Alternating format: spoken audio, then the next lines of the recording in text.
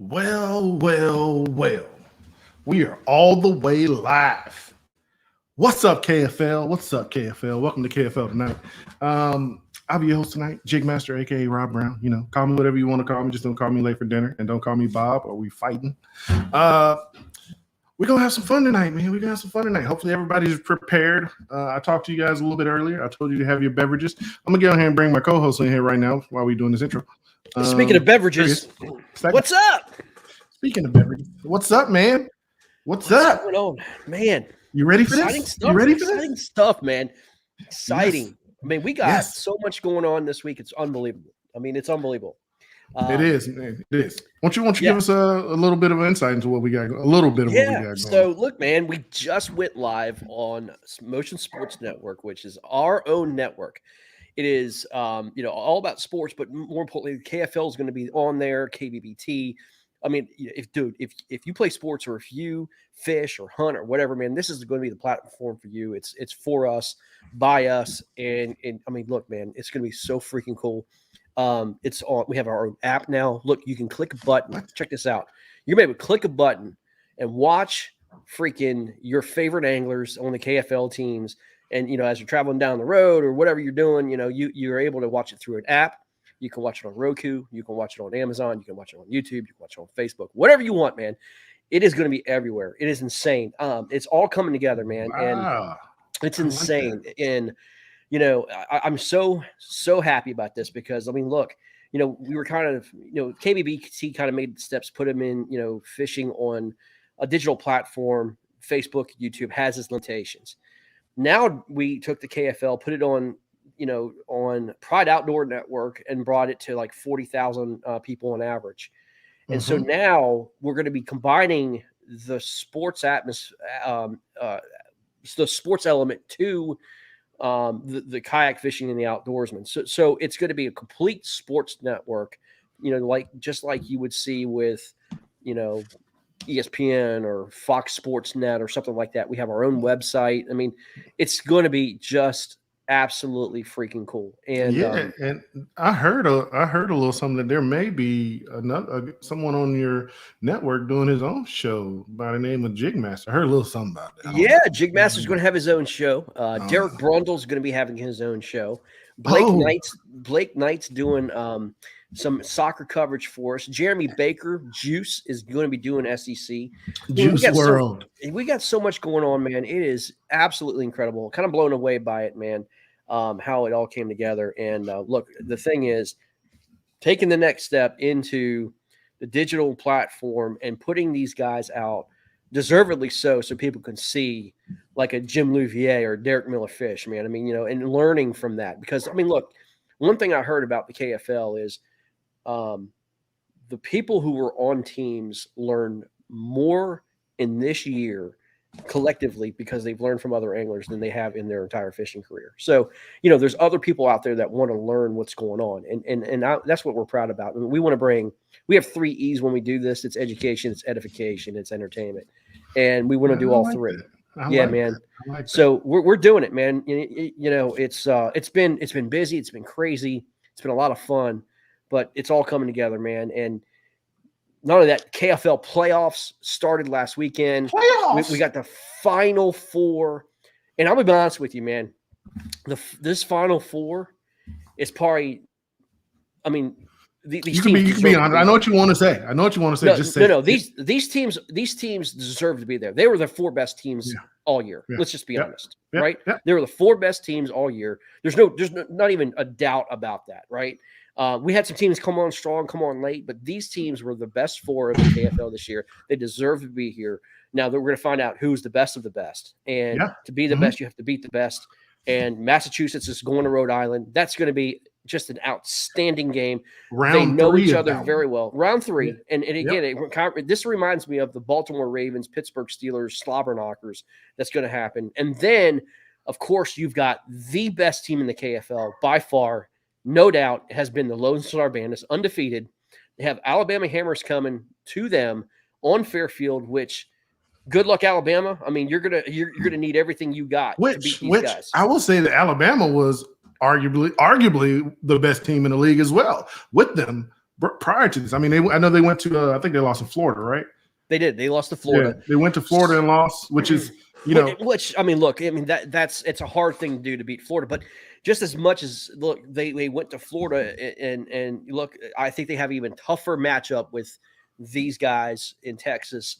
And look, I mean, regardless, any of these matchup combinations that we have, either Alabama versus Massachusetts or Rhode Island or Lone Star versus Massachusetts or Rhode Island, I don't care. Chickamauga the next weekend is going to be absolutely ridiculous. And I can't wait, man, to see. We are going to crown the champion. And here it is, my friend, the KFL trophy. We're going to give this to a team at Chickamauga. It's going to be a traveling trophy. They get to keep it. They got to bring it back next year, but it's going to have their name and all that good stuff on them. So it is going to be awesome. All right. So before we jump all the way into this, I want to say everybody who's rocking with us right now. Thanks. What's up, Justin Faircloth, John Mooney, Jimmy Merritt, Blackbeard. Thank you for watching. Everybody else is watching. Hey, hit that share button, hit that like button for us so we can get this out here. We're trying to get these anglers their time to shine. Oh, look what Greg said. Look what Greg said. I love it. He said Greg said they're not giving it back. But yeah, hit that share and like button. This is gonna be an interesting show. I know just from talk to a couple people backstage. Hey, Greg, let me let you know. I don't know what's going on with your cameraman, but it keeps it's not really focusing in. It's kind of okay. I'll try to. You go do your thing, and I'll try to. Focus. I talked to one of them, and one of these teams is already out. Preparing for the next round. So they're like, we don't even see what we got to do. We already know we got this handled. We're looking at Chickamauga right now. Maybe I don't know. Maybe that's what they're thinking. Maybe they're just like, hey, it's better to be prepared than to not be prepared. I don't know. We'll see. We're gonna have both these guys. We're gonna have both these teams on. Probably not all of them, but we're gonna have some players from both teams, and we're gonna get into it. So I'm excited about it, man. I mean, you got Jim Louvier, who, dude was just crazy during the season. I feel like every matchup he was over like 140 or 150 inches every time he was on the water, with the exception of maybe once. You got from the Alabama Hammers, you got Coley, who I think is leading for Angler of the Year right now, who, again, was over like 130, 140 inches every matchup. You got Derek Miller from the Lone Star Bandits, who's just like a big fish magnet. I don't know how he does it, dude. Just, he finds the huge fish. And, that tandem duo there of Derek and Jim, those are the guys who said, we caught only a couple 23s, only a couple 23s. You know what I'm saying? Only a couple 23s, man. There's a lot of people out there who love to catch a 23, and these guys are like only a 23. You got Lance Coley from the Alabama Hammers, who's Mr. Consistency. You got Juice World, that's the baby jig master, man. He be out there doing his thing with the jigs. All right, we should be good, man. Sorry, it was on autofocus. I think it's worse than it was, man. Now you're all grainy. Oh, grainy. Wait. It must be your internet. It must be. You know what? It might be. You know what I'm saying? It's that Cricket Wireless internet. That Conrad Benetti at Wireless. Yeah, that Conrad Benetti. But anyway, man, you want to just jump into this? You want to bring these guys on? Let's bring them on, man. Let's bring them on. Let's do it. We got Jim, Derek Miller, the electronic gurus. Yeah, we got a little bit of Alabama. Yeah, we got a little bit of Alabama. Okay, all right. It's 3v1. Yeah, right now it's 3v1. What's up, guys? How y'all doing this evening? Doing good. Not too bad. Not too bad. Gotcha. Not too bad. Gotcha. John, you gonna get some more of your boys to come on, or are we waiting on them? Probably it's just going to be me. Everybody's at work right now. Work? What's that? Yeah, I know. I don't have a job, so I don't know. Who does that anymore? Nobody works. Jim, what is work? I did that 6 months ago. Man, that's Jim. I was talking to Jim, man. We ain't seen Jim's face in a while, man. Look at Jim. He's got rocking the goatee now. Y'all see that? That man's taking it back to the 90s. I could have went Jim. I could have went further back. I just stayed with the 90s. Well, boys, That's listen, how when I retired, I was able to grow a hellacious handlebar mustache, and it was awesome. Till the wife made me shave it because I wouldn't take care of it. oh my God. They usually do stuff like that, don't they? And 20 years having to shave every day, Boys, we got a matchup this weekend, man.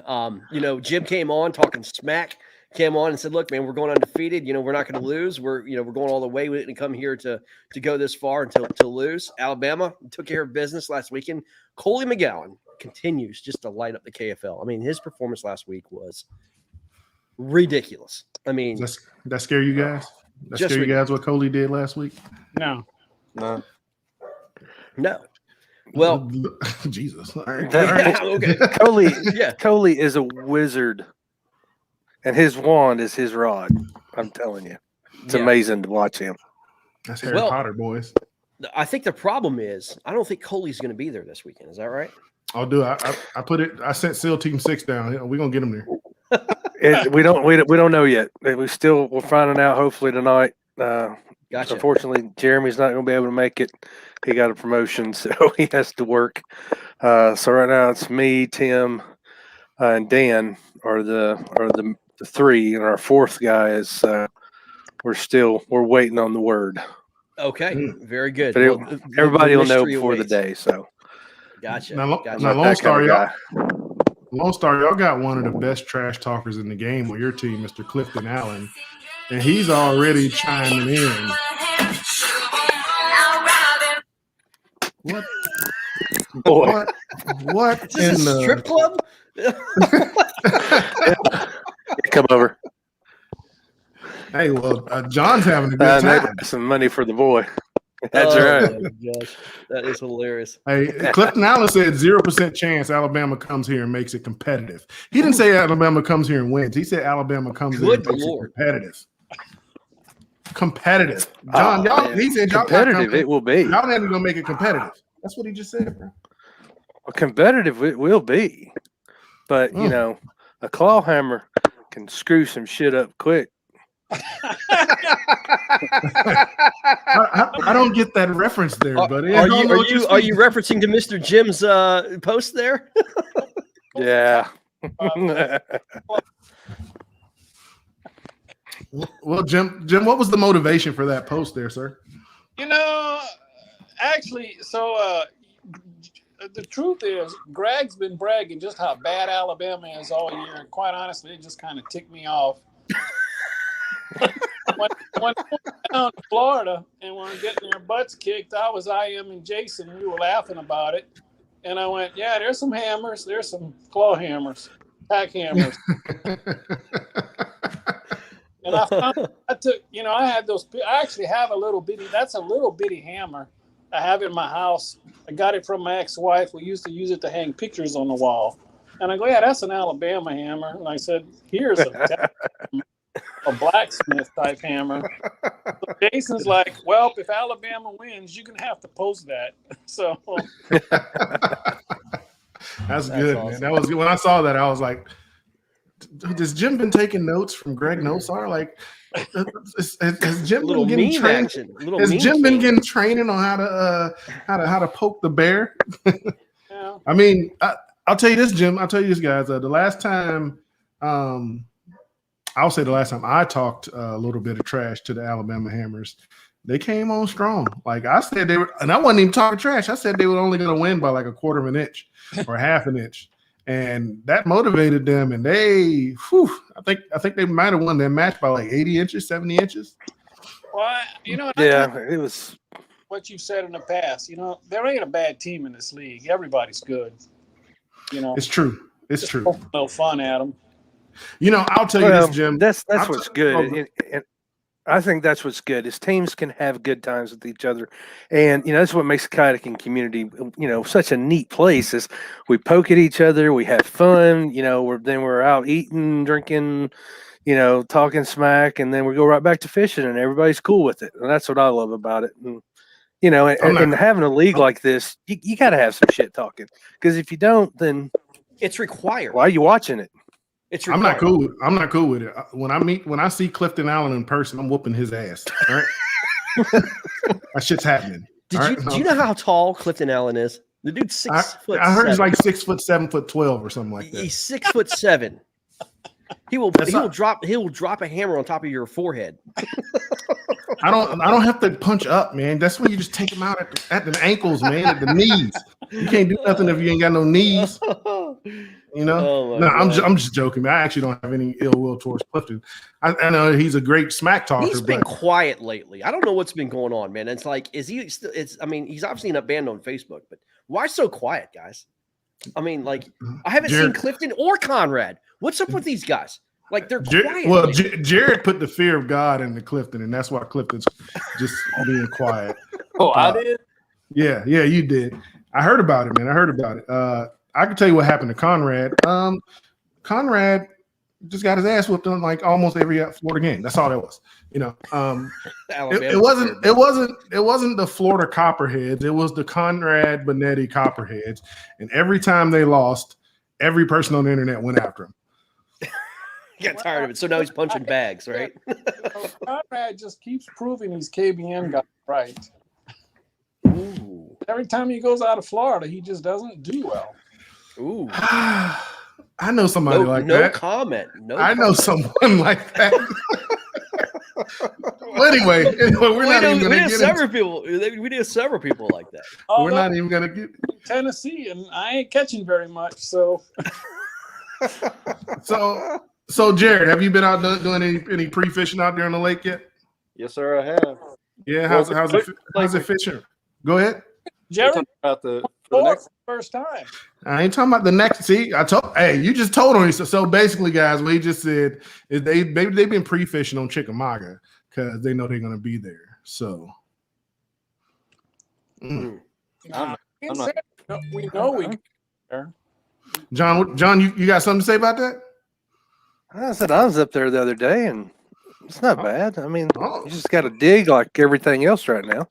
All right. Well, both teams. John was up there the other day. He didn't see no bandits up there. I go where nobody else goes. Well, so Jared, have you been pre-fishing on the lake that the next matchup is on? What lake is it on now? Unless he was about in that deep of water, he didn't see me.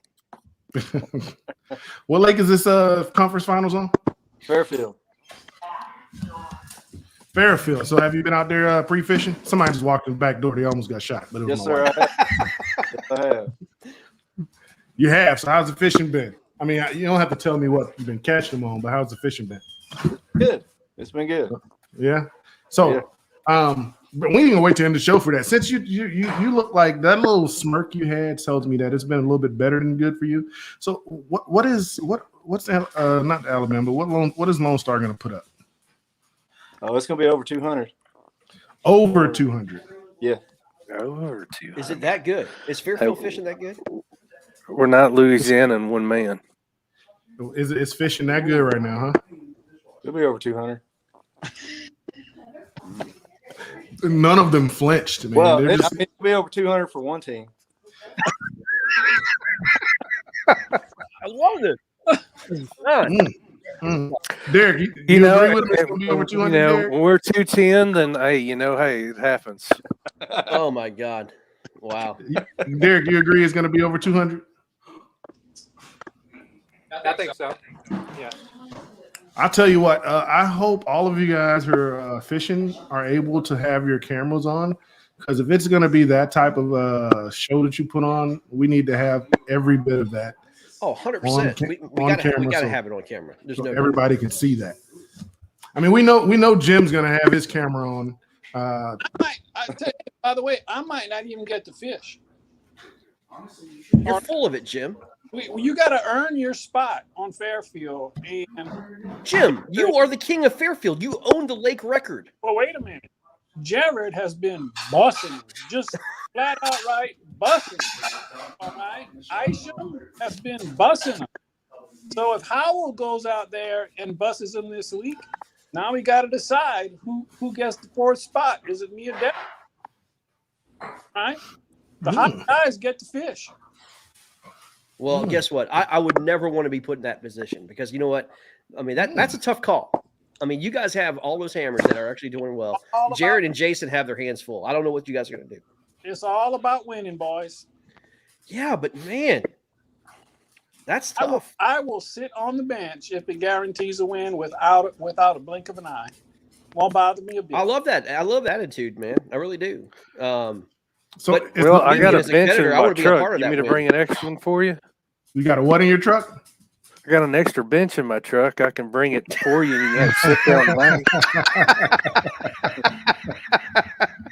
I thought Brad Case was sitting on that. As a matter of fact, Mr. Hey, Delgado, leave Papa Smurf out of this. Wow. as a matter of fact, Mr. Delgado said he might just go follow people around with a camera and broadcast. I may just go meet Chris and just go poke around and follow people. Well, Not a bad idea. We just have to have coverage, man. Fairfield is known for not having cell phone coverage, man. no, John, I don't know if this is just, confidence talking, like they're just trying to scare you guys or whatnot, man. But it sounds like most of the team is on them. And we've seen what the caliber of fish that come out of Fairfield.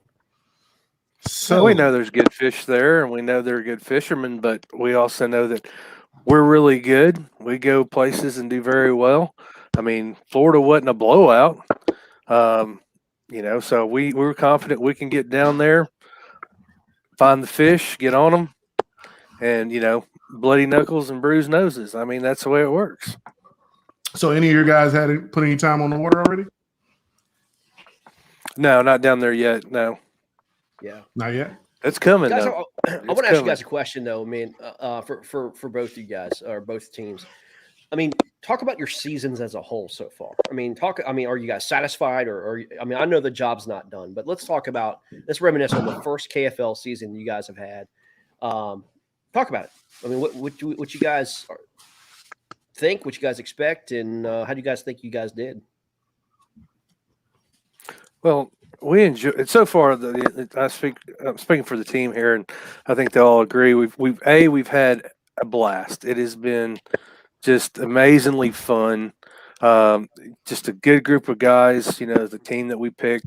So you enjoy fishing together. We enjoy traveling, which has been, that's half the battle right there. And then 3, just being able to go out and fish against some, really other good fishermen that are, really good folks as well. And so, it works out great. And I think the first season has definitely met our expectations as what we could and what we couldn't do. And just now for next year, we just know more of what we got to do and just run with it from there and just make next year even better. And, you always hear that people, oh, well, next year. Well, we're kind of already into next year. And We are. It's crazy. And we're already rolling forward. And, and what's cool is not just because of our records but what's happening, the interest that this is starting to draw has a lot of people starting to go, hey, wait a minute. That earlier this year was like, we don't know about it. And now they're like, hey, wait a minute. So I feel pretty confident and looking forward definitely to next year. So next year is going to be pretty sweet. What about what about your realistic records? I mean, did you expect to be only one loss team?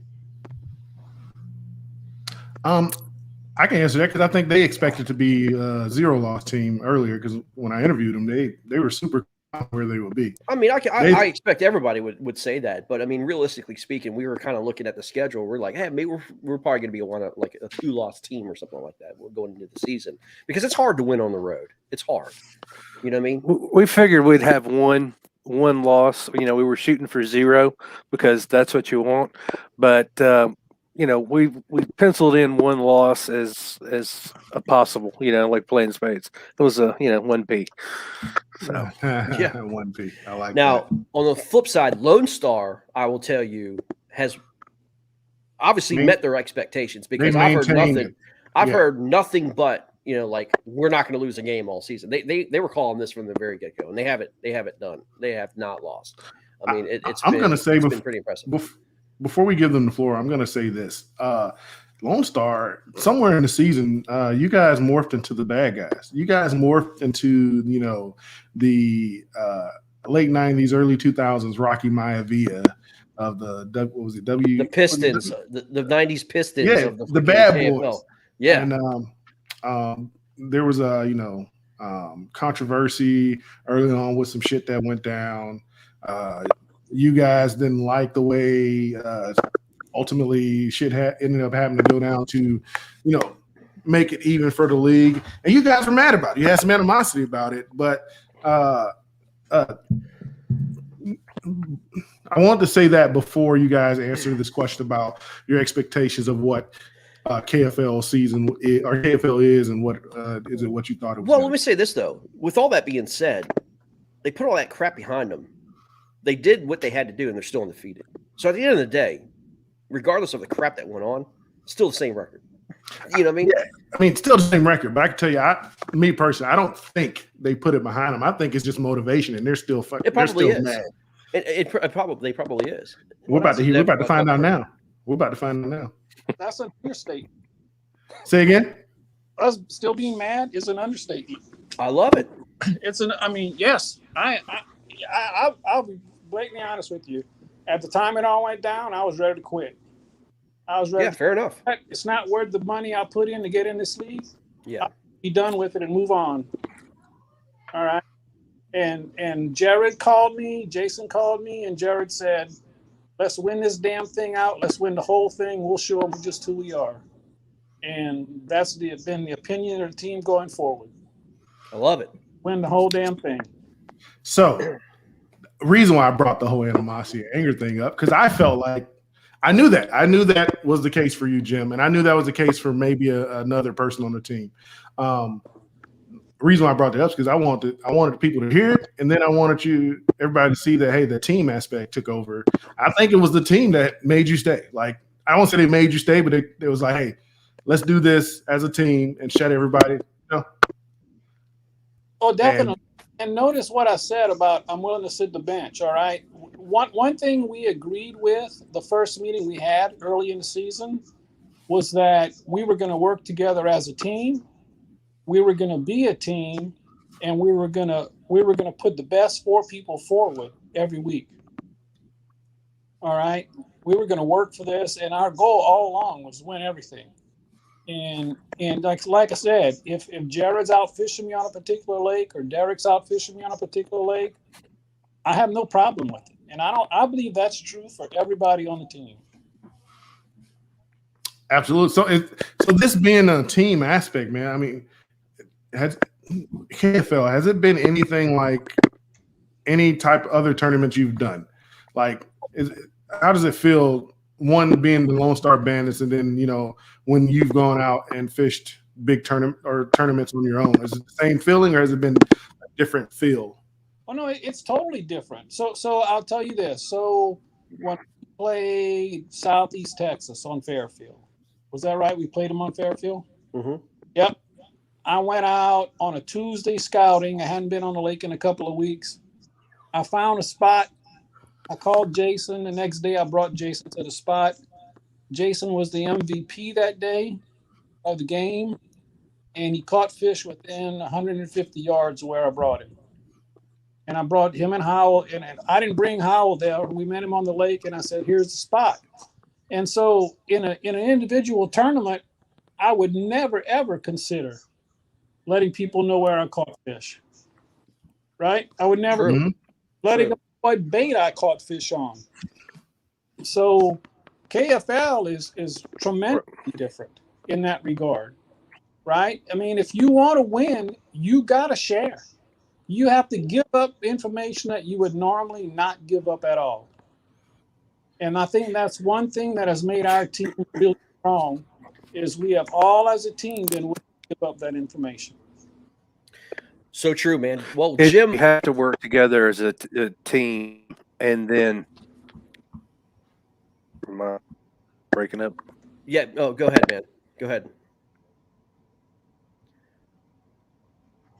I said you have to work together as a team, and in a way too, it's like even in college ball, when one team gets done, you go look at the films, you get the films, and you talk to other teams, and so it's definitely because in a regular tournament you're not doing that, and this you're no chance. I mean, you're having to play ball. But here's the deal: the most successful teams, like Jim was talking about here, I mean, the most successful teams, the 4 that are remaining, they all do this. I mean, like the Massachusetts Maulers, Rhode Island, you guys, and the Alabama Hammers, they all have this formula. They're constantly, communicating with each other. They're constantly sharing information. They don't care about, blowing spots up, whatever. I mean, they're there to make the overall team. The ultimate goal is to win. Why would you hold back if you were catching fish, right? And let's say you're out there doing a pattern and you found the pattern, you found the spot or whatever. Why would you not share that information with your team? I mean, there are teams that did not do that this year because they were afraid of the ramifications of giving up their spots in future events. You know what I'm saying? And so, I mean, there's teams that are not in this playoff because they had the selfish mentality of not giving up, particular baits or spots on the body of water that they always fish, and they're not here. I mean, it's just, it goes hand in hand. But anyway, Jim, welcome aboard, my friend. How you doing? Hey, good evening, everyone. Good evening. Hey, I didn't want to get my name Jim. confused with the gentleman Jim that's already on the screen representing, so I had to change it to Jim Barbarino. I got you, man. I have a question. I have lots of questions, and I apologize for my attire. I'm actually cooking right now. I'm making some homemade spaghetti sauce with meat buzz. With that being said, what separates Lonestar from the Hammers? We're better looking first. I'll leave have to that give- one. That's not my place to say. Well, I think a lot. What about cooking? separates What is- team cooks better? That's what I want to know. Oh, the Bandits. Oh, definitely the Hammers. Definitely. Yes. I've definitely heard Jim is kind of a beast on that. In that Jim kitchen. Louvier is probably one of the best cooks I've ever seen. Ooh, throwing the gauntlet down. Hey, challenge accepted. I promise you, his Cajun style cooking is historically good. I've heard that from multiple people. Hey, before you guys answer this question, because I want you to answer Jim's question, but I want to hear from all of you. John, who is James Wrigley? Is he you know this guy? John? James Here. Wrigley. He is a super huge Yeah, I Hammer can hear you. supporter. he is going nuts I in the don't know. comments. So I didn't know if you knew him or not, because he's going nuts in the comments for you guys. He doesn't have a picture on Facebook, so he's one I of those don't- shadow guys. Yeah, I mean, he hates Lone Star. I'm just saying. Apparently, he Yeah, hates I mean, way to go, Rig. Hey, way to go, Ray. Rigo, we'll call him Rigo. hey, hey, James, okay, so- DM me and I'll send you a Hammer sticker. All right, so back to Jim's question, man. Derek, I want to start with you, man. His question was, what separates you guys from the Hammers? So what would you say that is? Well, that's tough. I don't really know much about the guys out in Alabama. I just know that here in Texas, what we do here is the only place I fished in Alabama was out at Guntersville. And that fishing is completely different than what we do in Texas. So, I don't know what those guys are bringing, but I know they're going to bring their best and do their best. Okay, Very understand. humble answer. What about you, Very Jim? humble. I missed the question. Well, I think Cut out, what, so I don't. The question was, what would you say separates the Lone Star Bandits from the Alabama Hammers? What separates your team from their team? What makes your team better, like, so to speak? Would you like me to reword I- that question or rephrase it? And you don't have to be humble. I don't think. I mean, our winner. You're what? a winners. They're winners. That's what he said. I mean, obviously both teams are, and here's the thing I want to kind of point out. I want to know if the Hammers are going to bring Cypress Hill and talk to him, Hammer and you guys, and are going to be able to defend it. Because if you don't know what the other team is capable of doing, do you know really what you need to focus on? Know thy enemy, and I don't mean that they're actually enemies, but know thy enemy, right? That's rule number one whenever it comes to any kind of warfare. And so if you're coming to war, you're coming to the Bass War, and this is the Final Four, ultimately the championship is right on the line. Does it behoove you to know what they are capable of doing? Because me personally, I'm going to know every person on my team. I'm going to know what they're good at. I'm going to know when we get to that body of water, where they're going to be fishing specifically, because if I know that body of water, I'm going to know where the structure's at, where the shells are at, the shoals, everything, the points, all that good stuff. Is that kind of the game prep for you guys as well? Oh yeah, you got to know each one of these guys. Fished against different ones, different people we know has fished. Like I said, game films. You got to look at game films. You got to look at what's going on. Use your navionics. Use your satellite imagery. All that good stuff. And what makes Hammers, I think, different is we guys got heavy grass guys, pads, mats. We got guys that do creeks. We got guys that do rivers. We got guys that do deep. So we got every one of us has something as particular, different specialty. And I like to say, we're like an SF team. Each guy knows what the hell they're doing, and then they're always doing something different. Did you cut out? I think you cut out. What was that last part? He said each guy knows. Go ahead, John. I was saying that, I'd like to compare our team like to a good SF team. You guys got a weapon. You got a medic. You got the guy that does your planning. You got your commo guy. Well, that's what we have. Each SF, one's different.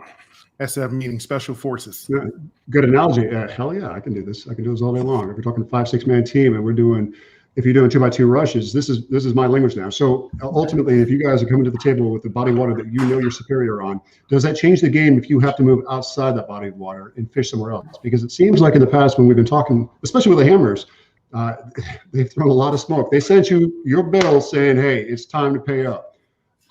This ultimately has, I don't know how, because I haven't been with KFL long enough, and I will acquiesce to that fact. And I don't know any of you gentlemen, and I hope to change that soon, because I can't wait to get to know you, all of you guys, especially Jim with your cooking.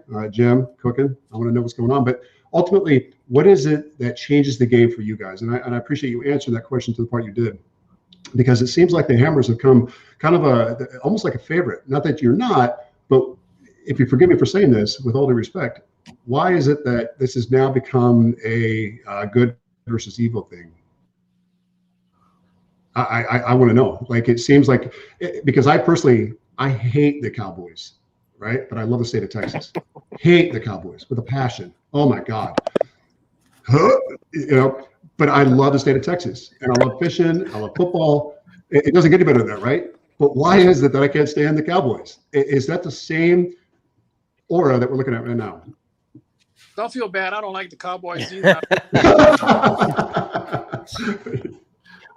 Yes. All right, Jim. Take the cuffs off. I'll be brutally honest. Exactly. I really believe that in this round plays a huge factor. All right. I would not have wanted to travel to Alabama. I'll be honest with you. Now, I would have spent 2 or 3 weeks in Alabama if I had to travel there. I'd have found some fish on Neely Henley. All right. But I believe that, if you look at Texas is reservoirs, stagnant water.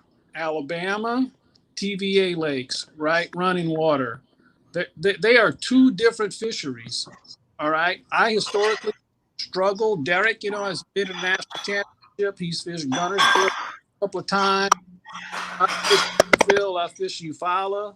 I'm up here in Tennessee now. I used to live in Knoxville, so I fish Loudon, and now here I am on Chickamauga. And I really kind of struggle in these moving water lakes, all right? And I think it's going to be very interesting to see how Alabama does come into Texas, because you can't – running water is not a factor. Moving water doesn't play a part of the game. Oh, okay, so you bring up a good point. A great point, actually. I want to capitalize on this. I'm gonna ask Greg the question before I give you the juice. All right.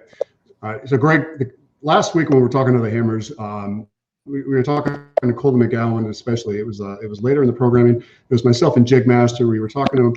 A lot of information was being brought out during the broadcast up until Colton came out, and it was phenomenal information. But what the theme was is that if there was a way to be able to get both teams onto neutral waters, neutral ground, it will not only level the playing field, but it will show the strength and demonstrate the domination that the Hammers can bring to the table.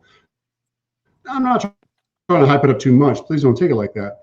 But is there a way to do call-out tournaments moving forward? And if there is, the Hammers have already done their first call-out, and that is towards Lonestar, to be done on neutral ground. So we're talking about if they want to travel to Virginia, for example, that's just as an example, all right, to go to Virginia, so it's neutral playing ground, new waters. You won't know until the morning of, this is the area you're going to be in, this is where you're going to go, just like MLF. Not to say we're trying to follow and mimic that, but to see this is, I see this, the body of water is infinitesimal at this point. I want to see neutral playing ground with two of the strongest teams, and that being you. Kudos to you, by the way. Congratulations on getting there. And the Hammers. I mean, I've seen so much smoke being thrown, so much shade being thrown. I love this. And I'm not the kind of guy that talks smack either. I think I don't think it would be cost effective for both teams to go. I mean, Exactly. the thing is, I mean, like, what are you going to put on it? And like, it would be like, somebody, the teams would have to put maybe, $1,000 in the pot for them to do that on a neutral ground. And, what do they get out of it? So that's the whole thing. It's just the cost factor, the financing factor of it. So I don't know. You still play into that though, right? Do you not play into that pot? I mean, that's just like any other tournament we fish, right? We still pay that premium. Yeah, but the teams would have to right? agree to do that. I mean, that's something that would be hard to sanction So- from a KFL standpoint. So. I actually disagree. I mean, not with your point, Greg. I disagree with the fact that I think the way we have it is good. The only reason I say this is because it's set so that in the regular season you win as many games as you can, so that you don't have to go to the other team's field to face them on. And all the narratives like, hey, if we face them on neutral ground, all that's doing is building the drama for that matchup and just making it even more exciting for people to be wanting to see this matchup. And then, like, say, I'm not saying it's going to happen. It could. I'm just saying Alabama's got hell of anglers on the team. But say Alabama goes into Texas and wins this matchup. Now, in my opinion, I said this at the beginning of the season, Florida and Texas. To go to Florida and to go to Texas, in my opinion, was the two hardest places to go to a home team, home field advantage and beat them, right?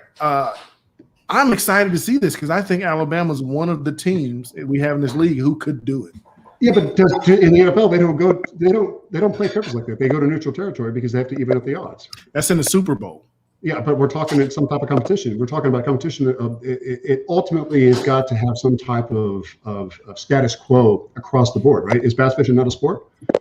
No, it is, but I'm saying in the conference finals in the NFL, they still go to whoever was that higher ranked team's home field. Sure.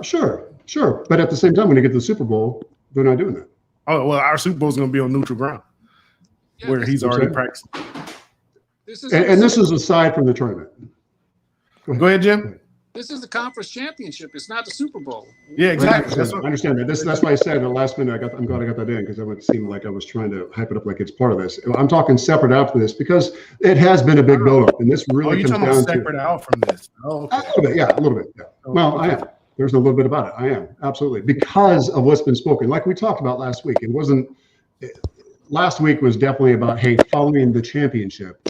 Whatever team makes it, this is what we're looking for as far as the way ahead. So basically, championship. So basically, Lone Star, if regardless of what happens this weekend, if Alabama calls you guys out on a neutral ground, are you willing to do it? It'd have to be in Mississippi or Louisiana. I mean, obviously Alabama and Texas, somewhere. I mean, something like that, I think, does need to be halfway. Because it's not trying to screw one team over than the other one. Jared, would y'all be willing to do it? Pain needs to go around. I'm thinking about the next game and the one after that. Jared, I knew that. Spot. Okay, so let's talk all about this guys. time. We thought there was nothing between his ears. So let's talk about this. Okay, so now both of y'all have an opportunity to get to the championship. That's the ultimate goal. Now you've got to face somebody from the north. Okay, we've heard nothing but, and I've been a part of this, that northern guys travel better than southern guys. We're going to a completely neutral lake, Chickamauga, right? Let's talk about it. Is the South going to show up, regardless if it's Texas or if it's going to be Alabama? Is the South taking the championship home? I think. Or are you guys nervous about these guys from Rhode Island and Massachusetts? Oh, most definitely. No. Go ahead, Jim. I'll tell you, I am, and here's why. I mean, you got guys who travel on KFL, travel all other tournament series on those two northern teams. So they're going to have more experience on Chickamauga, and they're going to know more people who have experience on Chickamauga to get the goods than we are. So it would be an uphill battle for Texas to come to Chickamauga and beat these guys. Most definitely. So you guys think you would be the underdog? I would say I would be the underdog. Personally, I'm not going to speak for the team. Me personally, if I had to face Connaught and those guys on Chickamauga with everything they bring to the table, I'd say you're damn right we're the underdog. Okay. All right. Now we're getting some truth here. Let's welcome our boy Jeff Isham here, man. What's up, bud? How are you? We're doing good, man. We're doing good. Welcome, man. Thanks for coming on. I appreciate it. Apparently that earbud isn't going to work. So Yeah, we got a little bit of background noise, but we were talking about, man, the whole South versus North ordeal, man. If you guys are lucky enough to make it to the championship, are you guys ready for it? Are you guys considered the underdog in this? apparently I just heard we're the underdog, which is fine with me. Well, I wasn't speaking for the team. This was my opinion. I mean, I can see that. I think we have a little bit of experience on Chickamauga. I've been there before once, so I don't know. It'll be a good showdown. So, here's an echo on that question. I'm gonna give you a second, John. Also, which team would you guys rather face? I was getting ready to ask that question. Jared, you have to answer this. Yes, you have to answer, Jared. I don't want to hear. I'm just both teams is fine with me. I don't care. That's an answer. I appreciate. Actually, that's a good answer. I mean, it ain't gonna change the way I fish when I get there. So it doesn't matter. That's a good answer. I just didn't want to. I just want you to say, well, I'm not thinking about that. I'm only thinking about the Alabama Hammers. Bull crap. Both these teams are thinking about what's happening at Chickamauga. They are definitely looking ahead. Obviously, I mean, Jim and Derek are there. Exactly. John was there 3-4 days ago. Yeah, but Chick's only an hour and a half from the house. All right, so John, what were you about to say, man? I ain't mean to cut you off. What I was going to say, I think the South can do it no matter which team. I feel that we definitely have the upper hand on Chick.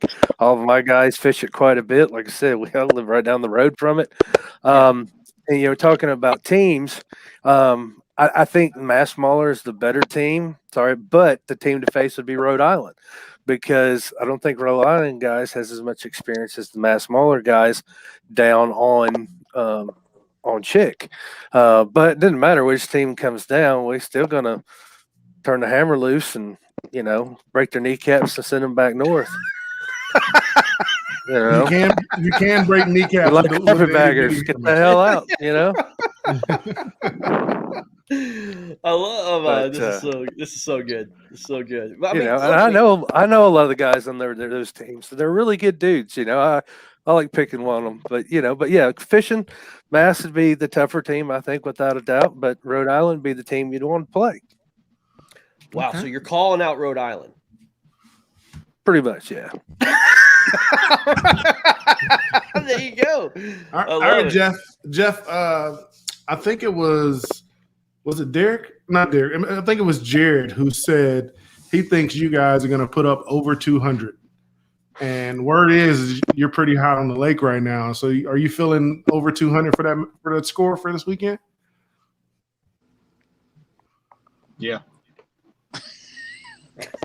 Riveting. I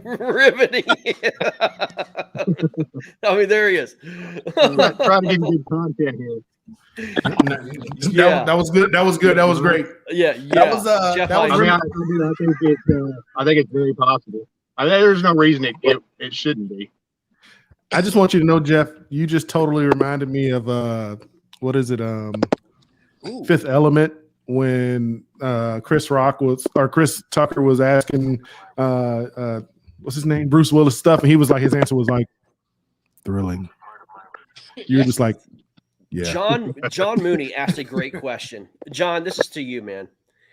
All right. That's nice. Will the Hammers living so close to Chick, if Texas wins, if Lone Star Bandits wins, would the Hammers give information to the Texas Bandits or Lone Star Bandits on Chick so the South is guaranteed to win? Well, once again, it falls back to your conference. You're the people you're part of, and once again, it goes back to working game films, talking to other teams and stuff like that. It's one of those deals. Like, why wouldn't we? I like that answer. I hate it. I do. No, I like that because I absolutely hate that answer, you want John. the South to win. I like you, John, but I absolutely hate that answer. Yeah, I want the South to win, but then also it's just like you look at the SEC or against Pac-12. Those teams, all those teams, It pros, helps out high the school, all that, they all work together and against each other. So it's Okay. it's no difference than this than say football in general. So Jeff. Coley says he'll be giving all his information to the North. Hey, so that's good. So Jeff, same question to you. Alabama beat you guys. Are you going to give him your experience on Chick? My initial answer is yes, and that's probably just because I'm basing that off. I feel like I know more guys from Alabama. I don't know that I know any guys from the North. Nothing against them. I just, if I have a buddy or somebody that I know, I'm more willing to help them. It's more of a friend thing for me than a conference deal, I guess. The guys from the North aren't well known at all. I don't know those guys either. They're all trash. Especially that guy. Well, I'm F Derek Brundle. All right, him and his shoe cobbler stuff. All right, we have a very public beef. Oh my God! No, that's awesome, man. I mean, I just know me personally. I don't think I could give, whether I like you or not, I don't think I could give you that info if you just knocked me out. I will tell you, I could probably bet. Yeah, we have to ask this question. I have to ask this same question for Rhode Island. If somebody knocks me out, I mean, they've got my respect. So I think that's another component to it too. I mean, if they come in and beat us on Fairfield, I mean, they deserve some information. Wow, I like that too, man. Yeah, no, I like that too. I would be willing to bet, Jake Master, go to your point is, I don't think, let's say if Rhode Island beats Massachusetts, right? I don't think the guys who fished Chickamauga, like a Derek Brundle, Matt Conant, Ken Wood, all those guys, I don't think they'll be interested to give any information to Rhode Island to help them out. I don't think they would be like that. That's a different culture up there, man. They just, I just don't think that they would do that. Even if it helps the North win the conference and trophy, I just don't think they would do it. And I mean, that was a fair question. I actually like that question, and I appreciate you guys answering that question. That was a good question. Thanks, John, for that question. Folks are a lot, we're nicer folks. It's Southern hospitality, man. That's what it is. Southern hospitality. There's no doubt about it. So I think what that means is that Lone Star Bandits they're gonna front you guys 100 inches. So. For Southern hospitality, right? That's what I just heard. Hey, I learned a long time ago. Never look a gift horse in the mouth. That's right. Never say no to a free meal. Counter to that. That's right. That's why I'm fat. Counter to that, my favorite professional fisherman, is Jacob Wheeler, and one of my favorite quotes from Jacob is, "There is no mercy rule in fishing." That's true. That is very true. There is no mercy rule in fishing. Just like we can go down that route. We go down this route. Who is going to have the better career when it's all said and done? Jacob Wheeler or Kevin Van Dam? Oh, Jacob Wheeler. Nope. Really? I agree. Nope. I agree with I don't think so. Wheeler actually has better stats at the point of his age than he did Kevin Van Dam. I feel you, man, but Wheeler has to do it on the classic stage, in my opinion. Okay, that's a pretty good point. Well, they got a classic. They call it what, the Red Crest. Red Crest. How many of those does he have? They've only had 2, and he hadn't won one. No, not yet. But he's young. I'm a fan of Jacob Wheeler. I think he's probably the next best fisherman in the world. But Patrick Walters is also after him. But and another thing too, Is the MLF / whatever they're calling it now, the BBT, is that going to last? I don't think so, man. I think Bassmaster I think it's going to blow up. And I think ultimately Boyd Duckett is going to have to swallow his pride, and then everything goes back to Bassmaster, and we do a 5 best bass limit tournament format. Well, I don't know about the boat world, but I know in the kayak world. You don't think so, Jeff? They need to do better with their payments. You don't think so? You don't think that ultimately it's going to be better for the sport for them to combine? So he has. I'm not saying it's better for the sport. I'm just saying that. I mean, look at there's so much choice with everything out there. I mean, you don't have to watch TV now. You can watch everything you want to on YouTube. There's a market for just about everything you can come up with now. True. I'm not saying it'll be a bigger market, but it definitely has a market that I don't think is going away. Right. And Boyd has come up with such backing. Those guys don't even have to pay an entry fee. I mean, correct. He's not hurting for money. And he bought out FLW in 2 years? I don't know if it's going to fold. Yeah. So financially, it's an incredible success. So just to agree with you guys and bring it back to the kayak world, that's why I think I don't see any of the trails that we have now ending. There's a place for KBF, there's a place for Hobie, there's a place for Bass. Now I do think Bass needs to do better with their payouts, but that's just my personal opinion. Mm-hmm. They either need to make them higher for the guys up at the top or make the payout deeper down. That's just do you guys foresee a point to where, like you see in MLF, you had an invitation only league in kayak fishing and it's fully sponsored and there's a tour? Do we ever get to that level in kayak fishing? It'd be awesome if you could. I mean, you'd have to get the sponsorship and the backing. Right. I think it's eventually going to happen. You know, the kayak fishing world is outpacing the boating world tremendously. Agreed, Jim. Tremendously, right? Yep. So I think eventually you're going to have, if you don't already have more kayak fishermen than bass boat fishermen. I think you do.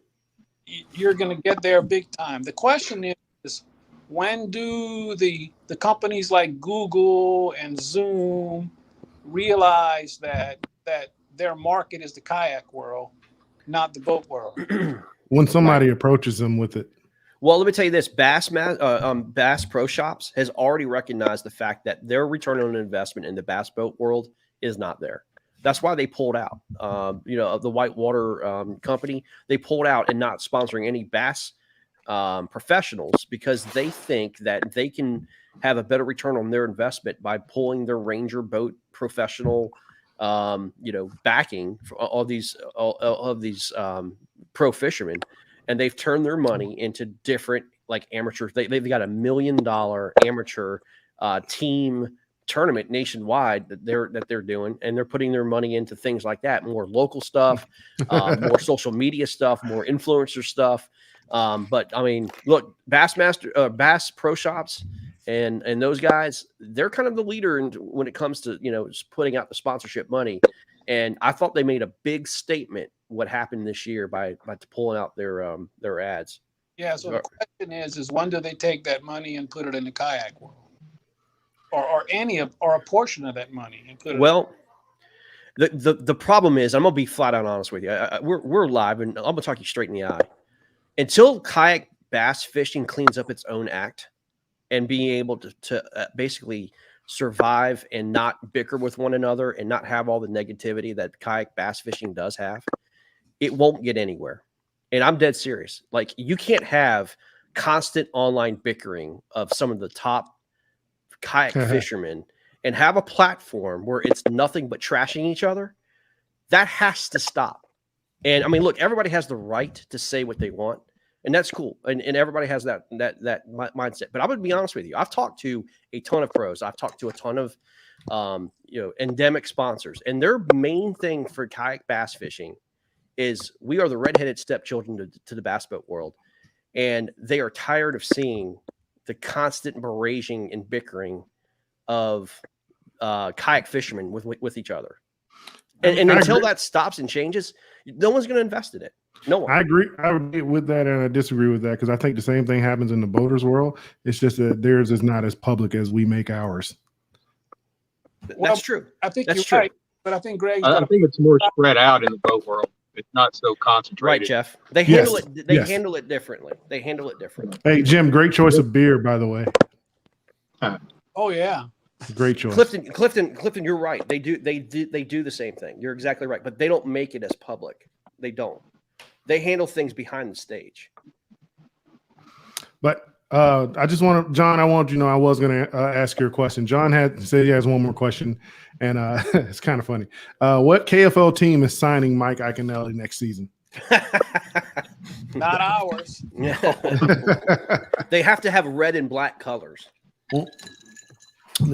Well, I mean, I guess we kind of have red and black, but we wouldn't. And stickers. They have to have, the shark stickers or whatever. He's from New Jersey, didn't they? Aren't they starting a team up there in New York and New Jersey? Yeah, they're trying to. New York is definitely trying to start a team. How about the fact that we got like they can Ike, all right. You know what they say, right? Kiss her where it smells. Take her to New Jersey. We got trouble coming, boys. Here we go. You ready for this one? We got Coley McGowan. What's up, Alabama Hammer? Oh, finally. Oh, Coley came in, huh? What's going on, boys? What's up? I saw you in the comments earlier. I was about to say, Coley, you can't be in the comments, bro, and not come on live. So Hey, I was waiting for shift change. Well, my friend. Well, hey, listen. First of all, Coley and Jim, I'll tell you, and Jeff. I mean, you guys have put on a show this season, and what amazing battle that you guys have had in terms of overall points. And I mean, you guys were, I think, top 5, top 7 combined. I mean, you guys were just freaking lighting the boards up, man. Congratulations on a great season, man. And Coley, dude, what you did last weekend just put a freaking stamp on your season, man. Good job. I appreciate it. Thank you. Well, now you're here, man. Let's get rid of the old accolades and let's start talking some trash. I mean, what's going to happen this weekend, man?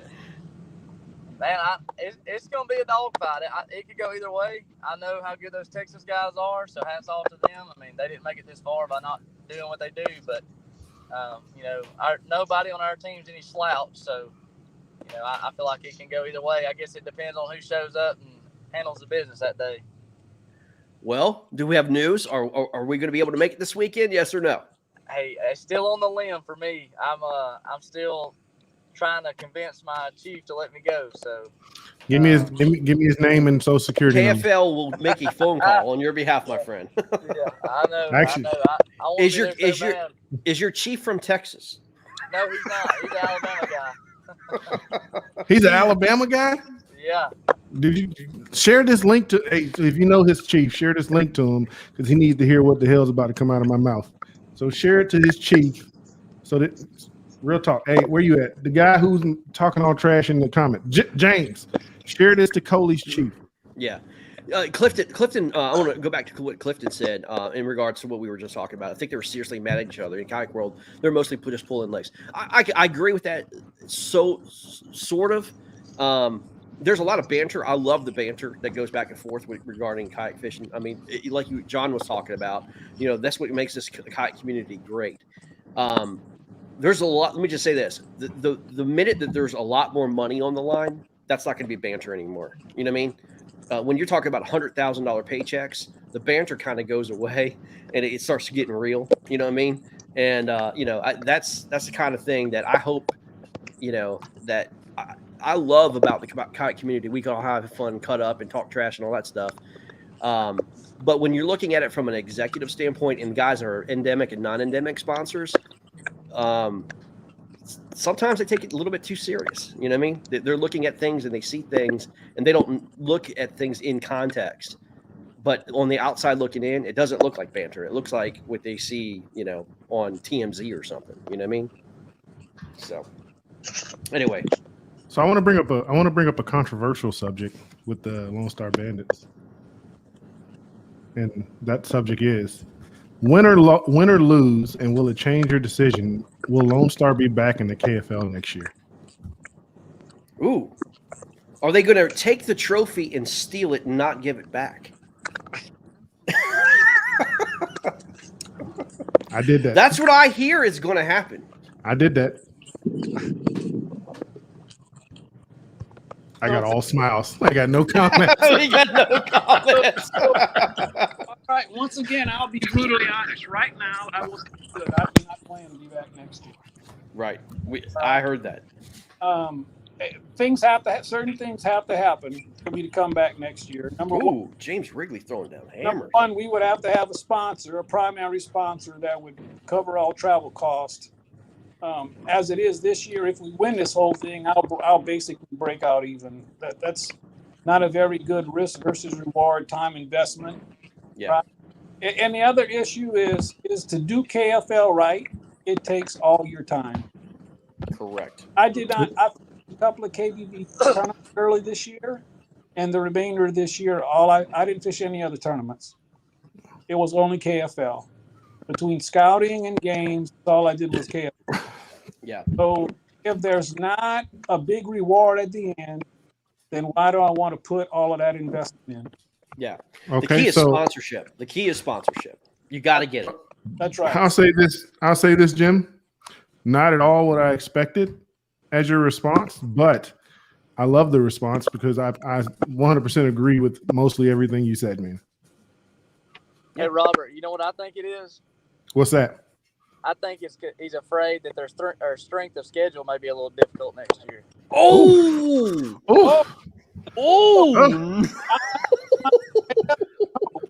The strength of schedule will be different next year. I mean, Arkansas has already made 2 significant upgrades. Yes. They see Arkansas as a threat next year, so. This is the big one. My God. This is the big one. Elizabeth, I'm coming home. I'm coming home. That was the big hammer. That was just dropped. But keep in mind, we're a player down. All right. He started it. Jim started it with saying his hammer was bigger than ours, and they were the real hammers. And there's only one hammer in this league, and it's the Alabama Hammers. Talk it, Coley. Come on, that's what we brought you on for, man. I kind of rubbed him wrong with that hammer. I'm looking at Jared's reaction, and he's just like stone faced and not even amused. Dude, Jared has the best poker face there is. He does, man. I can see him turning a little red. Pretty good poker face. Jerry's sitting over there going. He'll just start drinking when camera's off. So what about you, Jeff? How do you feel about it? Will the Bandits be back next season, win or lose, or what? I think I got the way. I lost you there for a little while, so I had to go out and come back. But is that what you're saying? Or is there going to be a Bandits next year? Yeah. Will there be so win or lose championship wise? Will the Bandits come back? If you lose, you're not coming back. Like, or does it even matter? No, there'll be a Bandits next year. Okay. I'm not going to guarantee it'll look exactly the same that it does this year, but it'll. No, I get it. I rock with you. I understand, man. There you have it, man. There you have it. Very cool. Well, now we got a little surprise for these boys come next year, though. Oh yeah. Yes. Oh, the Hammers will definitely be back next year. So we know the Hammers. There's no if and doubt. We know you guys are coming back. We've had this conversation. We got something in the works out of Texas. That's it's going to be pretty. Oh cool. yeah. Oh yeah. There's yeah. Dude, I'm excited. I mean, this first year has for me. I'm not saying this just because I'm involved with. Clifton Allen. Hold on, Clifton Allen just dropped some news. Championship teams don't make off-season moves until the season is over. Ooh, I like that. Okay. I like that. Okay. Also, not true, but okay. I agree. Okay, hear you. But for me, I'm ecstatic with the way this first season has went. I think the anglers have made the season, and we've done what we need to do to guarantee ourselves to have a second season. I think there's a lot of room for improvement, and we figured out some areas where we need to improve. And I'm also excited to see all the interest coming in. I mean, we've already solidified 3 new teams, right? 3 new teams. We actually have 4 now. 4 new teams now. And we're just working to where we get these divisions filled out where Jim, Coley, where you guys will have your divisions and you'll have more matches against your division mates and then out of conference mates. So I think that'll improve the amount of money you have to spend on travel. You'll still have your out of conference games where you have to do a little bit of travel, but Well, the key is, like Jim was talking about, the key to have a successful team, you got to have sponsors. You got to. This is a platform to where sponsors you can get locally, and they can help fund your team. The more success, like the Massachusetts Maulers team, to be honest with you, is so much funded by sponsorships that their Anglers are getting paid per game, plus whatever they make it in the playoffs. It's just cherry on top. So Yeah, I mean, that's what the key is. That's the exact formula that the KFL was built on, is to make sure that you guys have sponsorships. Now, winning brings sponsorships. Like, you guys, if you guys do win the championship, I mean, dude, again, with the content we're showing on Pride Outdoor Network, now we're going to be on Motion and all the app that we've got. I mean, everything that's going to be digitalized. That's why we're doing all this.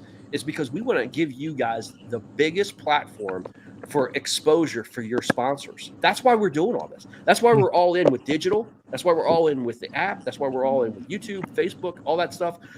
We are trying to get as many eyes on this as much as possible, so you guys can use that formula to go out and sell to sponsors. That's why. That's why we did this. So, and one of the teams did it, I think. Go ahead, John. Well, what helped us, and I mean, we weren't rolling in the money, but we did get some, and it's helped us quite a bit, and it's going to help us on this trip. But we also had a lot of good sponsors that stepped up and really gave us some nice product, and so it's been a good season, and they were excited about the digital concept and what we had to offer. And then I send an update to the sponsors every game and say how it went, and they're all like, wow, this is amazing, and they're getting excited now. And then other people I've talked to has come up and they're like, hey, you guys are for real. We're like, well, yeah. And so excitement is definitely building.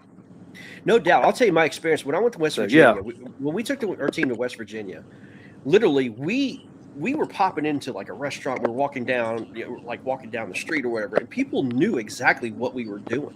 They knew exactly who we were, and what we were doing there. And the West Virginia folks have already developed this fan base, and trust me, I know the fan base because I pissed them off, and I was getting nasty messages about it. Did piss them off. But I tell you though, man, I love it because look, good or bad, there was a response, right? And West Virginia did such a good job with their fan base, and they sold into the team. It was their locals, their moms, their dads, their aunts, uncles, friends. It was insane. Indianapolis is the same way. Indianapolis, when we first started, has such a big fan base. Now, Alabama Hammers, look, I'm looking at some of these comments, man. You guys have developed a fan base, and this is just going to grow. Yeah. So, we came out. I think this first season was about all these teams, all these sponsors seeing, we're probably hesitant, seeing, I don't know, KFL, it's first season. We'll see what happens. We'll see what happens. And I think we've presented a proof of concept this year. I think we've showed that it can be beneficial. And we need to improve. We need to improve dramatically. There's no doubt about it. We don't have it figured out yet. We've already talked about, especially some ways we can improve. And a simple way is, I think next year we're going to have a definite camera placement where you should have your camera. And that's just going to improve the content that we're able to put out when we're live. But I think one team did it well this year. They got sponsors, but they said, we don't want anything from you. We want to show you what this can be. And then next year, that's when we'll, after we show you what this is, that's when we'll, expect some actual kick-ins. So I think next year, more teams are going to, this 2022, teams are going to have sponsorship. There's going to be more money involved. I think the league in itself is going to get more title sponsors, and there's going to be more money involved, and it's going to be more lucrative. And also too, Jeff, what we did. I'm sorry, John. Jeff Isham. I was asking you. The effect what it means to have bigger names involved in the sport, right? The bigger names brings notoriety and all that stuff. We're slowly starting to get those bigger names. Corey Dreyer just went to North Carolina. You've got Cody Milton that went to Arkansas Hogs. Garrett Morgan. The bigger names are starting to come. And actually, we have a lot more coming. Believe it or not, they're further down the road, but. Jeff, but this, this, man, you being a hammer yourself and your name's very synonymous with the kayak fishing world. The bigger the names, the more that come in, the more attraction that you're going to get. I agree with that. And also, I mean, I know there's a lot of mixed emotions about it, but like the social media presence, and I mean, y'all touched on that too. I mean, I don't know whether it's right or wrong, but you know that plays into a big part. So I mean, in the end, a sponsor, it's it's however you want to make it. It's what am I going to get out of this? It's a business decision for them, and they're going to see a return on their money. So you've got to be able to present, what are they going to get out of it? What kind of exposure are they going to get? What kind of social media presence are you going to be able to provide them? I mean, say what you want about it, but in the end, I mean, it's a business. So, you've got to make it make sense for them. You need to do 3 times their investment, right? I believe if any investor, sponsor, or whatever is going to put into it, if they put in $1,000 to their team, they need to see a return tangibly of $3,000 back. And that means, what kind of, draw are you making to their business? And they actually they want to see it. And John, like you're talking about, how you went back over there and you talked about your sponsors, and you're continually communicating with your sponsors about what's going on. They feel like they're involved with your team. I think that was one of the things. Go ahead. That was one of the things that when I approached sponsors was, hey, I want you to be part of, this is a family, and this is, we won't, we're not here just to get stuff from you. We want to be with you and represent you. And that's why we're here. If we didn't like you, we wouldn't have come to you. And It's like we try to do Alabama companies first and foremost, because we're all about supporting local, and we've had a lot of good support from local. And one of the things that we did right away too is we came up with the Wrecking Crew. Well, that's our fan club, is the Wrecking Crew, and that has plenty of potential too for not only expanding the fan base, but making our fans more active and an integral part of our team, but also as a somewhat of a little bit of a moneymaker too for the team. For merchandise, we got stickers, and people have been buying some of our stickers, and so there's people can't get too focused on one thing when they're, like Jeff was talking about earlier, it's still a business. So you have to manage fans, you have to manage team, you have to manage sponsors. I mean, there's several cogs in this machine that you've got to keep them going. That's right. 100%, man. It is a business. I mean, each franchise is a business model, and that's the point of it, and it takes a lot of work. I mean, there's no doubt about it. But the work, I would say for your teams, it has been very successful. You guys are doing something right. You know what I mean? Because with all of the noise and all the background stuff and all the management that you guys had to do, and still be able to perform on the waters that both your teams have performed this year, it's just an amazing job. And I want to commend both of you guys for what you guys have done this year. It's amazing. It really is. Thanks. It speaks a lot to your character. Yeah, definitely. And talking about character. Character. No, it's hard work, man. Guys, that's what it is. Yeah, it's just this. Look, just generation. I hate to say that is behind us is a generation of just let it come to me rather than working hard to get it. You know what I mean? And you guys have busted your tail to do it. Jim, just take that trophy that you're gonna win, right? Take the numbers from Pride Outdoor Network to sponsors, drop that shit on their table and say, sponsor us, bitch. You want me to quote that? Quote that. Hey, yeah. Quote that. Said. What I was going to say earlier was when you were talking about the sponsorship and, with the Bass Pro and all that, and how they're not, so keen on the kayak. Right now we're laying the groundwork. It's hard for them to quantify. There's not a way for them to track the dollars that are coming into them from kayak fishing. I think they're working on it. I think it'll get there. But I think right now we're laying the groundwork, and until they can actually have a way to justify the numbers and figure out, I mean, we all know it because we're the ones that are spending dollars. We know how much money kayak fishing brings in for those people, but they don't quite understand it yet. It's, it's like a big cruise ship. It takes a long time. They've been heading in the same direction for a long time. It's hard for them to see outside of what they're used to, but I think we're kind of forcing them to do that now. And, it may take a little while, but we're going to get there. So no I agree doubt with you, bro. But do you think like the Googans of the world is ruining it for everybody like that though? So there's one. That's one that gets to me. The What's wrong with the Googans are a Googans of the world? double-edged sword. I mean, I think the They're Googans exactly they're a what you double-edged said. sword. Yes, the Googans are great for millennials, man. For millennials, I'm the not Googans- saying that. I'm not saying that they're not. But what I'm saying is the Googans are a completely different platform than like. Look, tell me a Googan that can actually go to a tournament and win one. I can't. But tell me a Googan who's not social media savvy or not They are. social. Who doesn't have the following, doesn't get the content out there, doesn't have people looking or listening to them. But no, See, but they grew up with a device in their hand.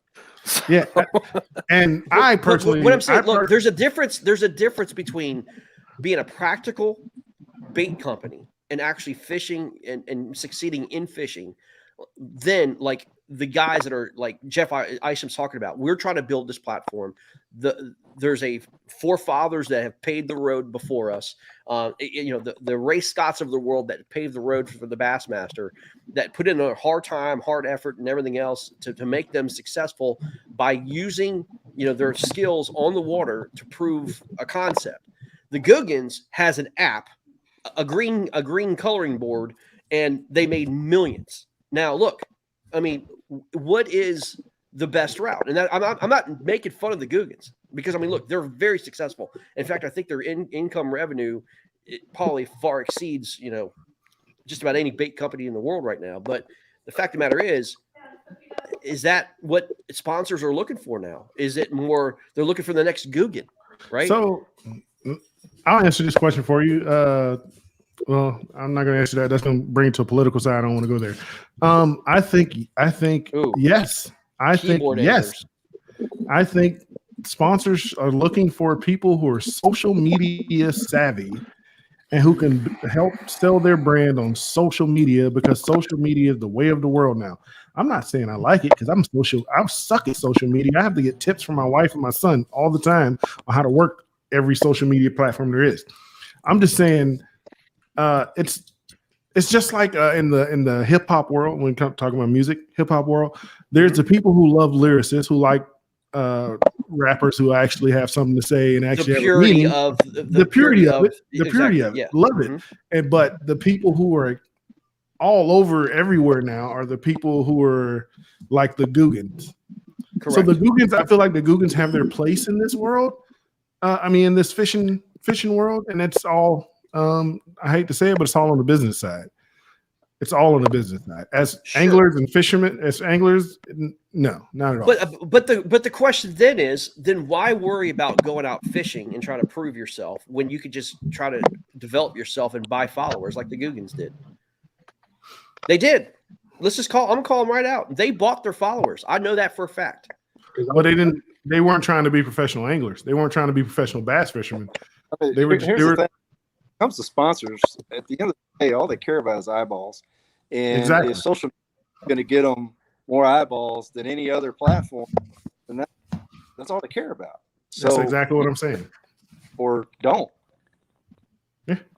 So, but I guess my point is this: then, if all they care about is a social media platform and number of followers, right?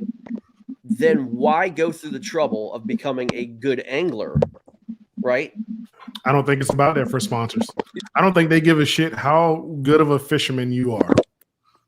No, well, then why fish? It's because it's the fishing market. Well, Go ahead, Jim. Fishing is mine. You're talking. That's your content. That's using the eyeballs. Yeah, that's what you're using to get eyeballs. Exactly. Go ahead, Jim. Yeah, you're talking two different things. Sponsors or sellers.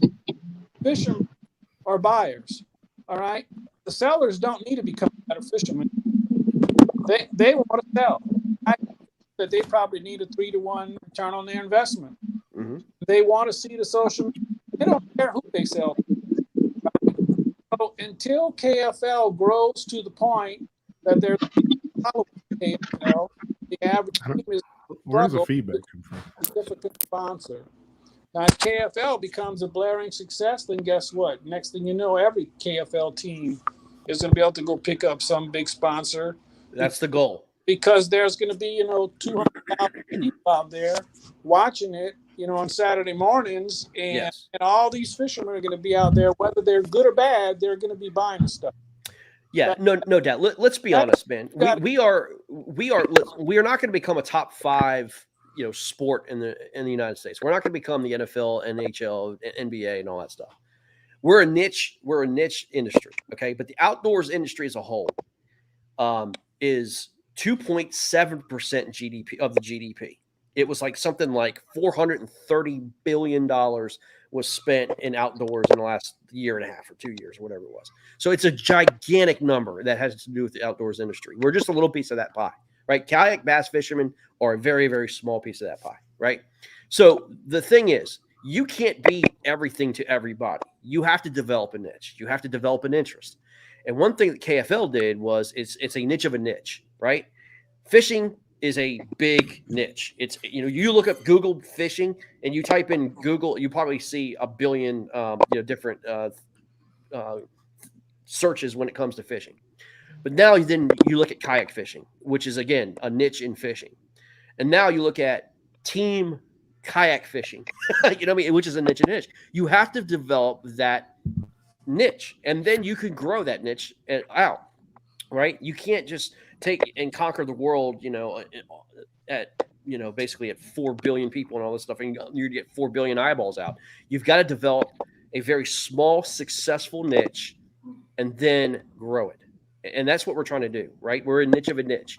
And again, if we can get 50,000 people to watch KFL every week, which it's a pretty daggone good number. That's pretty attractive to a small sponsor. And we grow that. How do you grow that? Well, you just grow it basically on different digital platforms like we've been trying to do it. Developing those fan bases that John was talking about for each team. It's divide and conquer. And every team is responsible for their area to grow their own team and their fan base and, get kids involved and start developing, like treating these fishermen like they're athletes. And, hey, Greg, yes. This is where I'll tell you that every team, in my opinion, needs a Guggen either attached to the team or on the head of their fan base. And I say that because and I say a Guggen, but I mean somebody like a guy that has a lot of followers. So not necessarily a guy who's invested in your squad, but has the social media know-how, the social media, I don't know, knowledge to advance your squad. Because I feel like for the most part, KFL, of all the anglers, KFL is mostly guys who just love to fish, and we love to kayak fish. Yes. And we like competition.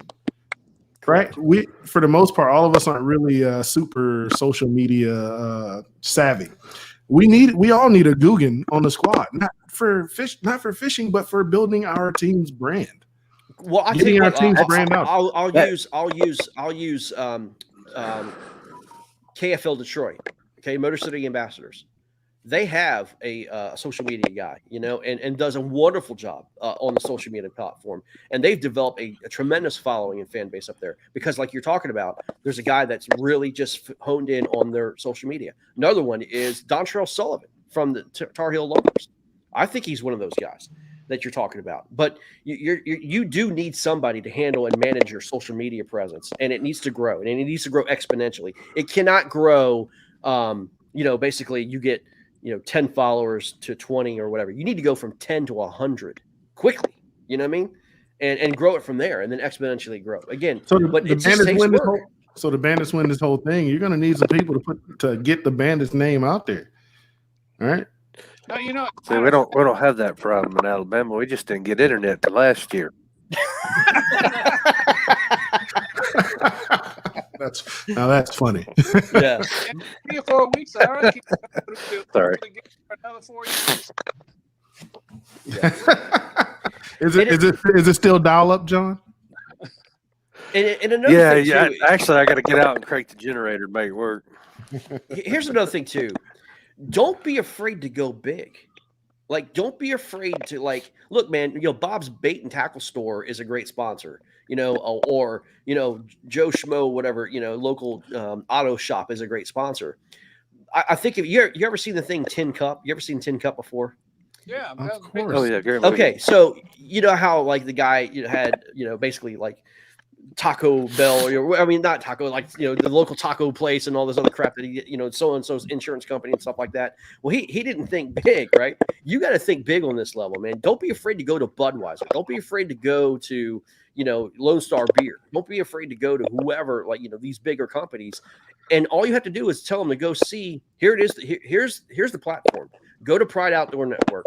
Press this button. You'll see what we do. You know what I mean? I've definitely been approaching sponsors that you would not expect for fishing. Like you said, I've been approaching local breweries, local beer companies, liquor companies. I've been approaching stuff like that. Yeah, just you got to think outside the box and look.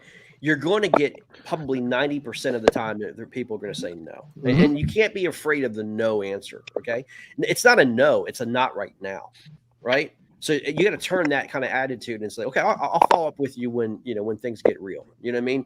And so that's what you just have to have that mindset, man. J.R. Moncrief says, even so nowadays to the virus, not as many trade shows or person events promote products because of regulations. So companies have to rely on social media presence. This is exactly right. They are. That's a great point, man. Because I don't know. Hey, Jeff, how many Clifton Allen, closed mouths don't get fed. How many demo days have you done this year?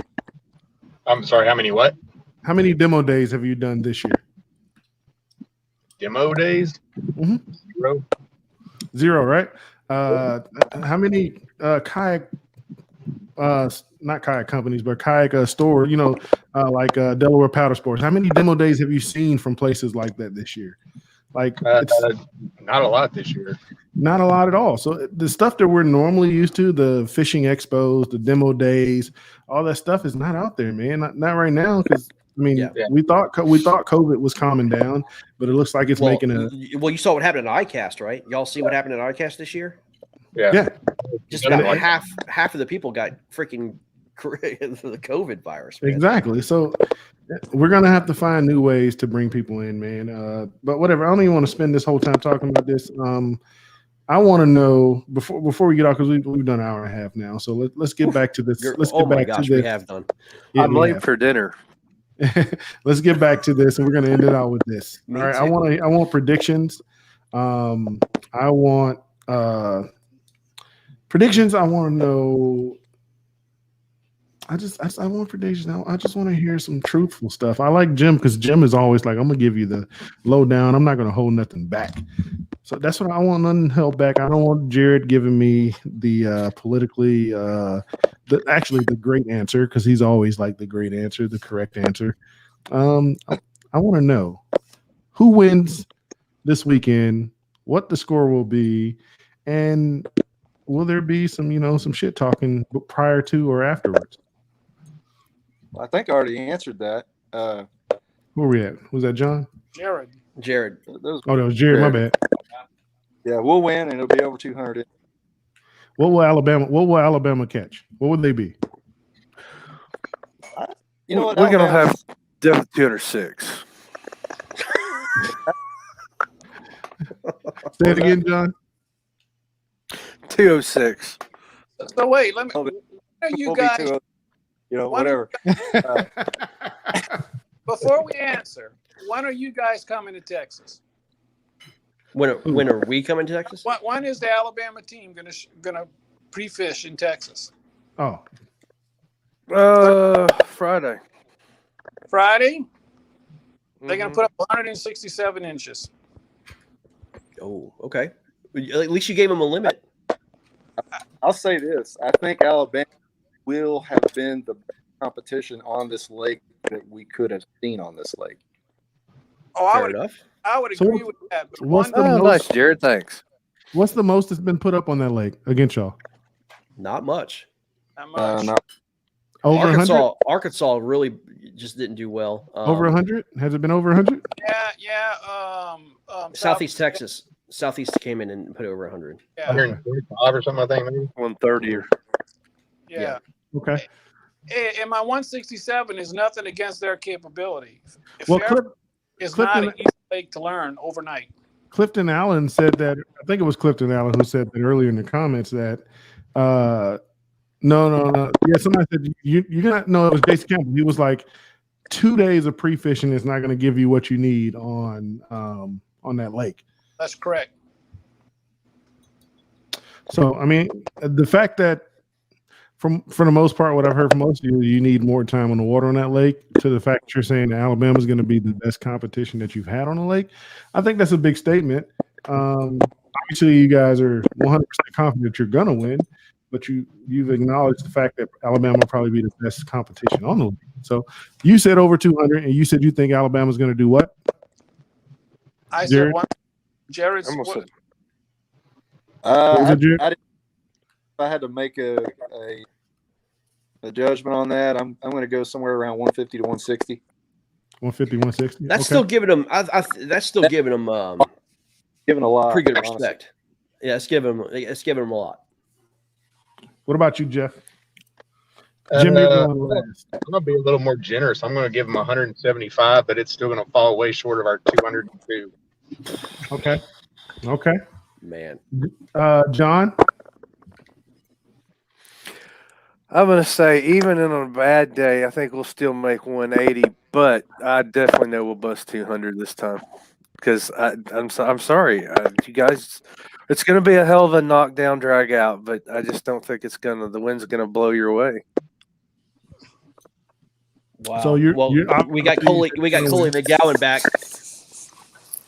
Coley, give us a prediction, my friend. Here's my professional shit. I got my professional shit talker right here.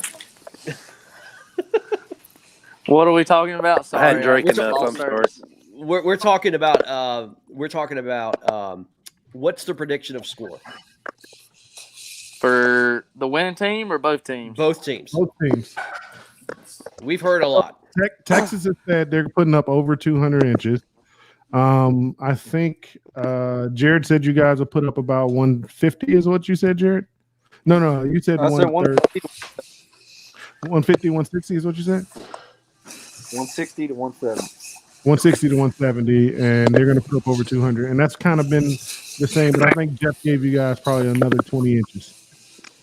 Well, my thing is, they put up in one event, they put up 194. In another event, they put up 190, if I'm not mistaken. So, I think they're going to put up at least 190. I don't think they'll break 200, but I'd like to say it. It's going to take 190 inches to beat them, I think. Hey, Coley's done his homework, guys. You look at all the names on here. I know I've talked smack or whatever. But I'm just giving Jim a hard time. But you look at the names they got on their team, and they've proven that. They're gonna catch them on Fairfield or whatever lake in Texas for that matter, in their area or whatever. They're gonna catch them. So your number one fan, James Wrigley, said they're gonna zero. Nah, that ain't gonna happen. He said Texas is gonna zero. That's not gonna happen. James Wrigley just said the Lone Star Bandits. I like the way he thinks, though. Coley, before you left, J.R. Mockaby wrote a message. I don't know if you saw this or not. It says, Coley McGowan has impressed me this year, but can he fish outside Alabama in his own waters? That was a good one. Say that one more time. It cut out again. He said, Coley McGowan's definitely impressed me this year, but can Coley McGowan fish outside of Alabama in his own waters? Pretty good question. I say I can. I got second in a Pickwick tournament in Tennessee. So I got fourth at TOC in Tennessee last year. Did pretty good at Randleman. So hey, just stop. We don't need to hear you. We don't need to hear your list of accomplishments. North Carolina. Don't you fall to his level, Coley. But I see what he's saying though, because but us Alabama guys, we have handled our business at home. So That's a valid question. So yeah, I hope so. I hope I can. Jason Campbell called you the second Conrad coming, Benetti. the second coming of Conrad. He calls you Benetti. Conrad McGowan. Oh my God! Here we go. Jason Campbell's calling him Conrad McGowan. Yeah, so that, you know what that means? That every one of your fish that you catch in this tournament, you have to take a picture in the Conrad pose now. Conrad, get on here and handle this. he's punching some bag right now. I don't know what he's doing. Conrad hasn't come on all season. What makes you think he's going to come on now? Hey, man, that's Brad, you only have to catch 2 fish. Right. That's right. Oh, man. Just digging them, man. See, I wasn't gonna say nothing until Jim brought the they were the Hammers thing into it, and I was like, oh no, Well, Yes, sir. You know what's funny is when you guys were down in Florida, Jason and I went down to Fairfield to pre-fish. He caught a 24.5, and I caught a 23.5, and so that was kind of what started it, right? It's like, well, shit, they might be the Hammers, but we're the damn sledgehammers, man. It was a good post. It was a smooth post. It was like on the level of the video battle that me and Brundle had. It was good fun. It was on the level. Yeah. Hey, John, I know you got to go eat dinner, man. So I want to get your predictions before you leave, bro. He gave them. I'm going to say, yeah, I gave him, but yeah, I'm going to say we'll win. There's no doubt in my mind. It's going to be a knockdown drag out. Hammer's going to win. It's going to be there. For sure. Yeah. Right. Yeah. And I want videos of you guys like dancing all over the Bandits logo in the middle of the lake or something like that. Coley, I gotta ask you a question though. Blue Coley, sky, just dance on it. hold on, I gotta ask Coley a question. Are you seriously on the shitter right now, talking trash? No, I'm not. I'm sitting on my couch. Okay, it looks like a bathroom curtain right there. Okay. I mean, I'm sitting there looking at the curtain. And I'm like, man, he's on the shitter. No, I come in the door, threw me a t-shirt on. I just said, I was like, man, that's bold. And with that, people, I would like to thank the Lonestar Bandits and the Alabama Hammers for coming on tonight. Thank y'all. Apparently, we're doing shitter interviews. I don't know what's going on. What the hell, man? Hey, you guys are like, well, I would say this. This has been a great interview, man. Great interview. Lone Star was probably one of the favorites at the beginning of the season. I think a few games in, Alabama jumped up there with Lone Star as one of the favorites. I also still think Norfolk Privateers are the best team in the league, even though we're not in it. Anyway, I'm so looking the team forward I to own. You mean the team I own? You know what? We're losing you, Greg. I don't know what's going on with your internet connection. Something happened. Oh, he's gone. I don't know what happened. Let's dial back in. We got him. Oh, there he is. Hey, congratulations to both of your teams for making it this far, man. I 100% think that there's no weak team in this. There's no weak link in this league, and it doesn't matter if a team went 0-4 or whatever the case may be. There's no weak links in this team. It's just a testament to how great some teams are. Both of you guys are in the conference finals in the South. The South is not an easy division. Congratulations. I'm so looking forward to this matchup. Go out there and put on a show, man. Please, if you have cell phone signal, please come on, because I want to see these fish catches come this weekend. I want to see these fish catches. The people want to see these fish catches. The people want to see the dreadhead himself, Mr. Jeff Isham. They want to see him. So, if you have cell phone coverage, come on. If you don't, send me a picture of your you posing with your fish or whatever, so I can get that up on there. But I appreciate you guys coming on. This is going to be a great matchup, and I hope it's just a shootout from beginning to end, because you're in Texas, you're in a great lake that has big fish. And I'm going to send SEAL Team 6 down to make sure that Coley can get out there on the water. I'm just message me your Chief's name. All right, I don't need his coach. I just need his name. good luck, guys. Stay safe on the water, and I hope that we'll probably do another interview. So if you want to come back on before Saturday, I will be doing another one. So we'll be doing this again. Hey, Greg, if you don't mind, real fast. Yes, sir. If you don't have a Verizon service, if you can borrow a phone with Verizon has very good reception there. So if you want to call in, find a buddy, borrow a Verizon phone if you don't have one. Verizon. Okay. Very good. So Verizon has service on Fairfield. Got it. Correct. Hey, John, who's the three that you're sure about? I'm sorry. Go ahead, Jeff. I was going to say AT&T does not. AT&T does not. No, trust me, I know. I was down there. I had no service whatsoever, man. Hey, John, right now, who's the people that you know for sure are going?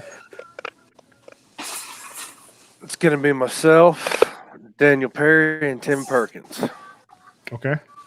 And do we have any locked in for the Bandits right now?